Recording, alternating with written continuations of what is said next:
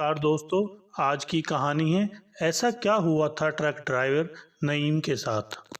आज का दिन बहुत अच्छा था। सुबह सुबह जल्दी तैयार होकर दोस्तों के साथ पाल के रास्ते पर हम निकल पड़े थे।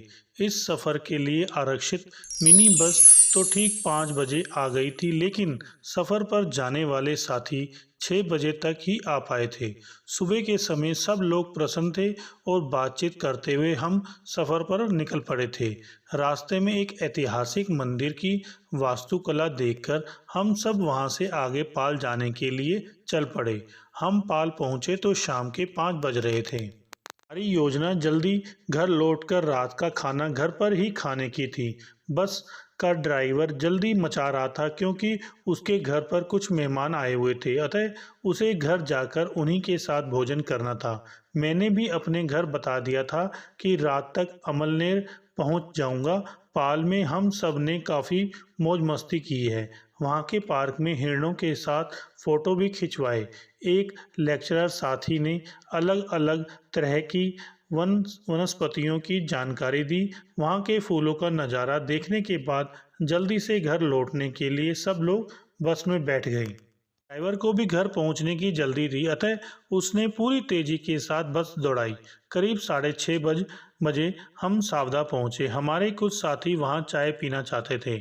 उन्होंने इसके लिए ड्राइवर से आधे घंटे का समय मांगा। कुछ लोग चाय पीने के लिए निकल पड़े। हम भी ड्राइवर को लेकर चाय पीने लगे। चाय पीते 1 घंटा बीत चुका था। घड़ी की ओर देखते हुए ड्राइवर मुझसे बोला, मैंने पहले ही कहा था कि खाने पीने के शौकीन लोग एक बार बैठ गए तो फिर हिलने का नाम नहीं लेंगे। उन्हें दूसरों के समय का फिक्र ही नहीं है। ड्राइवर बेचैन हो रहा था। हमारी ट्रिप शानदार रही थी, लेकिन खाने पीने वालों की वजह से अब 2 घंटे की देरी हो गई थी। रात के 9 बजे हम यावल पहुंचे। सबको घर जाने की जल्दी थी, अतः वे खामोश बैठे थे। उसी समय बस के इंजन से काफ़ी मात्रा में धुआं निकलने लगा। ड्राइवर ने बस रोक दी। सब लोग बस से नीचे उतर पड़े। क्या हुआ? सबकी जबान पर एक ही सवाल था। इंजन में कुछ खराबी है, ड्राइवर गुस्से से बोला। ड्राइवर की बात सुनकर दूसरी गाड़ी ढूंढने के लिए मैंने बस में से अपना सामान निकाल लिया और दूसरी गाड़ी ढूंढने लगा। मुझे देखकर कुछ साथी हंसी मजाक करने लगे तो कुछ लोग मैकेनिक ढूंढने में ड्राइवर की सहायता करने लगे। रास्ते पर काफ़ी आवाजाही थी। मुझे अमलनेर पहुंचना था, इसलिए हर जाने वाली गाड़ी को हाथ दिखाकर रोकने का प्रयास कर रहा था। केलों से लदा एक ट्रक कुछ आगे जाकर रुक गया। मैं बड़ी आशा के साथ उस तरफ बढ़ गया। उस ट्रक में पहले से 15-20 मजदूर बैठे थे। उनमें से 2 लोग वहां उतर गए। ड्राइवर ने मेरी ओर देखकर पूछा, कहाँ जाना है? अमलनेर। मैंने कहा, ठीक है। गाड़ी अमलनेर होकर अहमदाबाद जाएगी। इधर कैसे फंस गए? भाई साहब, हमारी गाड़ी का इंजन फेल हो गया है। उसमें हमारे कुछ और साथी भी थे। मैं अपनी बात पूरी कर ड्राइवर के कैबिन में घुस गया। पल भर में ही ट्रक पूरी तेजी से के साथ सड़क पर दौड़ने लगा। मुझे इस उम्मीद से खुशी हुई कि 11 बजे तक अमलनेर अपने घर पहुंच जाऊंगा। मेरे नज़दीक सब मजदूर एक दूसरे से चिपक कर बैठे थे। ड्राइवर ने टेप रिकॉर्डर शुरू कर दिया। ड्राइवर ने अभी बातचीत शुरू ही की थी कि सामने टॉर्च का उजाला आया। ड्राइवर ने ट्रक का रफ्तार धीमी कर दी। इसे भी अभी ही आना था। किसी के पास 5 रुपए हैं क्या? ड्राइवर ने कैबिन में बैठे यात्रियों से पूछा। मैंने अपनी जेब से 5 का नोट निकालकर उसे दे दिया। ड्राइवर ने अपने बगल की खिड़की से हाथ निकालकर 5 का नोट हवलदार के हाथ में दिया और ट्रक की स्पीड बढ़ा दी। अब देखो साहब, अगले पॉइंट पर मैं सिर्फ 2 रुपए का सिक्का दूंगा। ये सब भिखारी लोग हैं, खाकी वर्दी वाले डाकू हैं। साहब, असली डाकू तो यही हैं। चोर डाकू तो कभी कभी डाका डालते हैं, लेकिन ये लोग तो हर दिन जनता को लूटते हैं। ड्राइवर मेरी ओर देखकर बोल रहा था। ट्रक में लगे टेप रिकॉर्डर पर गाना चालू था। तभी सामने 2 हवलदार खड़े दिखाई दिए। ट्रक एक तरफ रोककर ड्राइवर नीचे उतरा और एक पुलिस वाले के सामने जाकर खड़ा हो गया। क्या साहब, हमारा रोज का आना जाना है तो दादा, हम कहाँ ज़्यादा मांगते हैं? पुलिस वालों का स्वर धीमी और लाचारी से भरा था। ड्राइवर ने धीरे से जेब से 2 रुपए का सिक्का निकालकर उसके हाथ में टिकाया और पल भर में ट्रक चला दिया। आगे चौक पर ट्रक रुका तो कई मजदूर फटाफट छलांग लगाकर उतर गए। उर्मान सबसे भाड़ा बराबर लेना, आगे की पुलिस वालों की जेब गरम करनी पड़ेगी, ड्राइवर ने हिदायत दी। और उर्मान ट्रक का अगला पिछला टायर ठीक से देख लेना। ट्रक स्टार्ट कर ड्राइवर ने स्टीयरिंग व्हील पर हाथ रखते हुए पूछा, साहब आप अमलनेर में नौकरी करते हो क्या?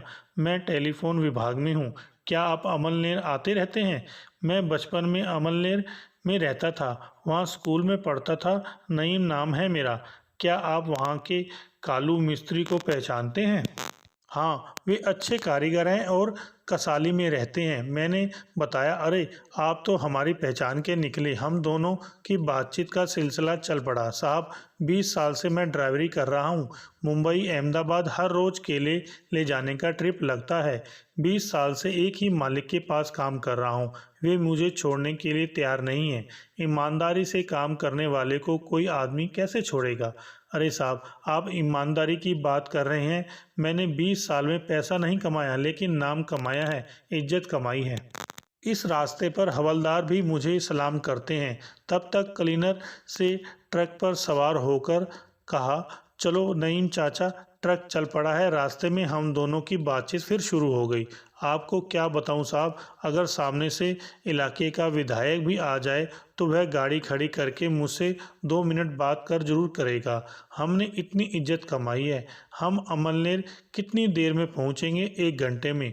उसी समय एक जीप से पूरी तेजी से हमारे ट्रक को ओवरटेक किया। सामने से एक मोटरसाइकिल आ गई। जीप का ड्राइवर कंट्रोल खो बैठा और उसने मोटरसाइकिल सवार को टक्कर मार दी। ट्रक का ड्राइवर रफ्तार कम करते हुए चिल्ला पड़ा, अरे मारा गया बेचारा। क्लीनर भी आंखें फाड़कर देखने लगा। टक्कर की तेज आवाज़ सुनकर मेरी छाती भी धड़कने लगी। मोटरसाइकिल रास्ते के समीप के गड्ढे में जाकर गिरी। ट्रक कुछ आगे जाकर रुका। जीप वाले को गाली देते हुए नईम ट्रक से उतरा। मैं भी उसके पीछे उतरा। मोटरसाइकिल पर सवार दोनों व्यक्ति काफ़ी दूर जाकर गिरे थे। चालक के सिर पर काफ़ी चोट लगी थी और उसमें से खून बह रहा था। उसके पीछे बैठा व्यक्ति दर्द से बिलख रहा था। उस्मान पानी की बोतल ला, नईम चिल्लाया। उस्मान ने पानी की बोतल लाकर दी तो उसने पानी की धार जख्मी व्यक्ति के मुंह में डाली। तभी एक दूध वाले की मोटरसाइकिल आकर खड़ी हुई। कौन? ताते भाई, वह चिल्लाया। किसने ठोकर मार दी? दूध वाले ने पूछा। पास आकर उस दूध वाले ने उस जख्मी व्यक्ति को पहचाना। वह उसी के गांव का रहने वाला था। वह ट्रक और ड्राइवर की ओर देखकर चिल्लाया, तुमने टक्कर मारी इस मोटरसाइकिल को? अरे भाई, इसको जीप वालों ने ठोकर मारी है। मैं तो इंसानियत के नाते इसे पानी पिला रहा हूँ, वरना इस सुनसान रास्ते पर इसे कौन देखेगा? चाहो तो तुम पूछ लो इस जख्मी से। नईम ने अपनी सफाई पेश की। मैंने भी नईम की बात का समर्थन किया। उसी समय जख्मी व्यक्ति चिल्लाने लगा, उस जीप वाले को पकड़ो, उसी ने टक्कर मारी है। अब तो आपको यकीन हुआ? नईम ने उस दूध वाले से पूछा। इसी बीच उस रास्ते पर 2-3 और मोटरसाइकिल वाले भी आ गए। सब अपनी अपनी हाँक रहे थे। जख्मी को तुरंत अस्पताल पहुंचाना जरूरी था। पुलिस को खबर करने की जरूरत थी। वहां आया दूध वाला जख्मी मोटरसाइकिल चालक के घर खबर देने चला गया। ऐसा करते ही एक जख्मी को हम ट्रक में डालकर चोपड़ा ले जाते हैं और वहां सरकारी अस्पताल में भर्ती करा देते हैं। नईम के इस प्रस्ताव को सबने मान लिया। जख्मी को उठाकर ट्रक में डालकर नईम ने तेजी से साथ ट्रक भगाया। 2 लोग हमारे साथ आए और बाकी वहीं रुक गए। बेचारे की जान बचनी चाहिए, नईम बड़बड़ाने लगा। 10-15 मिनट में ट्रक सरकारी अस्पताल पहुंच गया। जख्मी को अस्पताल में भर्ती करवाया गया। तब तक पुलिस भी वहां पहुंच गई। इस चक्कर में मुझे देर होती जा रही थी। नईम को भी जल्दी पहुंचना था क्योंकि उसके ट्रक में केले लदे थे। इस दुर्घटना के चलते अब घंटे भर की और देरी हो गई थी। ड्राइवर नईम को लग रहा था कि जख्मी को भर्ती कराने के बाद उसे छुट्टी मिल जाएगी, लेकिन पुलिस ने उसे ट्रक रोकने के लिए कहा। ट्रक भगाने की कोशिश मत करो, एक हवलदार ने उसे डांट दिया।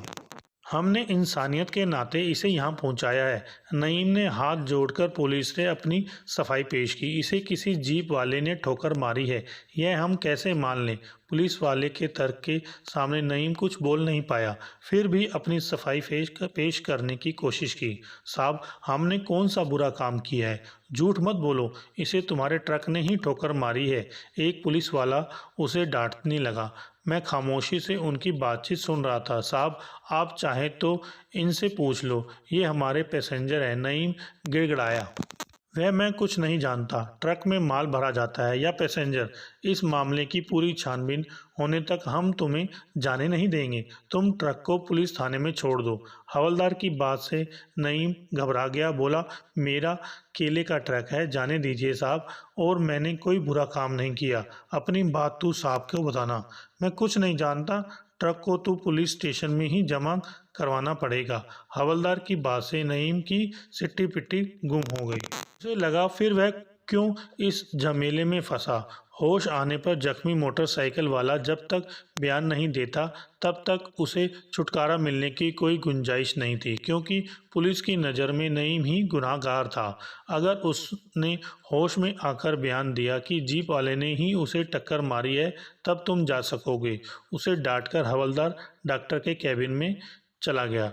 नईम और मैं बाहर ही खड़े रहे। देखो साहब, मैंने कौन सा बुरा काम किया है। तब तक दूसरे जख्मी को एम्बुलेंस में डालकर अस्पताल में लाया गया। डॉक्टर ने उसकी जांच करके उसे डेड घोषित कर दिया। पोस्टमार्टम के लिए रवाना कर दिया। तब तक रात के 12 बज चुके थे। अस्पताल में रोने और चीखने चिल्लाने की आवाज़ें बढ़ने लगी। डॉक्टर और नर्सों की दौड़ धूप जारी थी। नईम बेचैनी के साथ इधर उधर चक्कर काट रहा था। जख्मी के रिश्तेदारों ने उसके ट्रक का घेराव कर लिया था। इससे नईम और भी घबरा गया। साहब, मैं अपने सेठ को फ़ोन कर आता हूँ, कहकर वह फ़ोन के बूथ की ओर बढ़ा तो मैं उसके पीछे पीछे चल दिया। क्लीनर गाड़ी छोड़कर पहले ही भाग चुका था। हेलो बाबू सेठ, मैं नईम बोल रहा हूँ। मैं अभी चोपड़ा में हूँ। अभी तक तू चोपड़ा में क्या कर रहा है? कब अहमदाबाद पहुँचेगा? नहीं बाबू सेठ, यहाँ रास्ते में एक एक्सीडेंट हो गया है। अपनी गाड़ी का नहीं, एक जीप वाले ने मोटरसाइकिल सवार को टक्कर मार दी। मैं जख्मी मोटरसाइकिल वाले को अस्पताल में ले आया था, इसलिए देर हो रही है। नईम ने अपने मालिक बाबू सेठ को समझाने की कोशिश की, लेकिन सेठ को नईम पर बहुत गुस्सा आया। रात के 2 बजे तक भी उस जख्मी को होश नहीं आया। मैंने भी घर फ़ोन करके बता दिया कि मैं देरी से घर लौटूंगा। घर पर सभी चिंतित हो गए। नईम ने एक पुलिस वाले को 50 रुपए का नोट देकर ट्रक के सामने की भीड़ कम करने के लिए कहा। पुलिस हवलदार ने नोट जेब में डालकर हाथ की लाठी पटककर ट्रक के सामने जमा भीड़ को कम कर दिया। नईम मेरी ओर देखकर कहने लगा, साहब, आप मेरा साथ नहीं छोड़ना, आप तो मेरे गवाह हो। मैंने कोई बुरा काम नहीं किया है और एक आदमी की जान बचाने से कोई बड़ा काम नहीं हो सकता। फिर वह अपने हाथ में मेरा हाथ लेकर बोला, पुलिस का कोई भरोसा नहीं, वे यह आरोप मुझ पर डाल देंगे। नहीं, ऐसा नहीं होगा। मैंने नईम को धीरज बढ़ाने की कोशिश की। मैं उसका हाथ पकड़कर जख्मी के बिस्तर की ओर बढ़ गया। जख्मी व्यक्ति की सांस ठीक चल रही थी। उसी समय 5-7 औरतें चीखती चिल्लाती आई। एक औरत अपना सिर पीट पीट कर रो रही थी और दूसरी 2 औरतें उसे धीरज बढ़ाने की कोशिश कर रही थी। एक नर्स ने आकर उन सबको वहां से हटा दिया। नईम और मैं मुरझाए चेहरे से वहीं खड़े रहे। अब 4 बजने वाले थे। हम अस्पताल के मुख्य द्वार की ओर बढ़े तो हवलदार ने हमें वापस बुला लिया। हार कर हम मरीजों के वार्ड में जाकर बैठ गए। थोड़ी ही देर में घायल मरीज को होश आ गया। नईम के चेहरे का तनाव कुछ कम हुआ। मैंने उसका हाथ पकड़कर दिलासा देने का प्रयास किया। पल भर में हवलदार आ गया और मरीज के रिश्तेदार भी पलंग की चारों ओर जमा हो गए। तुम्हारी मोटरसाइकिल को किसने टक्कर मारी? हवलदार ने पूछा। घायल मरीज ने बड़ी मुश्किल से अपना मुंह खोला और बताया, यावल से आगे वाली जीप ने हमें टक्कर मार दी। उसके चेहरे से असहनीय वेदना झलक रही थी। इधर नईम का चेहरा खिल गया, क्योंकि एक बड़ी मुसीबत से उसका छुटकारा होने वाला था। देखा साहब, अब तो आपको यकीन आ गया होगा। नईम ने धीरे से अपनी बात हवलदार से कही। पहली बार हवलदार ने उसकी तरफ नरमी से देखा। वह घायल मरीज का बयान लेकर पंचनामा करने लगा। देखो साहब, अब हम ट्रक में केला भरा है, अब हमें जाने दो। नईम ने दूसरे हवलदार से अपनी बात कही। ऐसे कैसे जाने दूं? बड़े साहब आएंगे, उनसे पूछकर फिर जाना। हवलदार साहब, अब काहे को लफड़े में डाल रहे हो? कहो तो आपके चाय पानी का इंतजाम कर दूं। पूरी रात जागता रहा तो किसी ने हमें चाय पानी के लिए नहीं पूछा। हवलदार ने नरमी से मेरी ओर देखा। नईम ने जेब से 50 रुपए का नोट निकालकर उसके हाथ में पकड़ाया। तू क्या हमको भीख दे रहा है? हवलदार ने गुस्से क्या नाटक किया।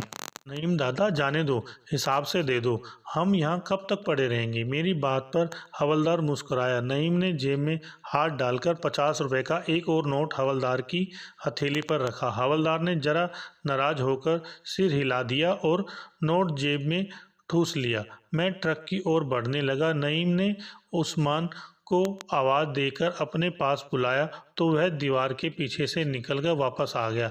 चल बैठ गाड़ी में। जब हम सभी ट्रक पर सवार होकर चलने लगे तब सुबह के 5 बज चुके थे। सड़क पर आवाजाही शुरू हो गई थी। साहब 2 मिनट रुको, मैं अपने बाबू सेठ को फ़ोन करके आता हूँ, कहकर वह फ़ोन बूथ पर गया और जल्दी में नंबर घुमाया। फ़ोन पर सेठ बिना रुके उसे डांटे जा रहा था। नईम अपने सेठ की बात बड़ी शांति से सुनता रहा। उसकी बात खत्म होने के बाद शुरू हुई हमारी बाकी बची यात्रा। ट्रक पूरी तेजी के साथ अमलनेर की ओर बढ़ा। सुबह की ठंडक में भी नईम का चेहरा पसीने से तरबतर था। वह सावधान होकर तेजी से ट्रक दौड़ाने लगा। मैंने घबराते हुए नईम की ओर देखा। ट्रक चलाते हुए बकबक करने वाला ट्रक ड्राइवर अब बड़ी शांति से ट्रक चला रहा था।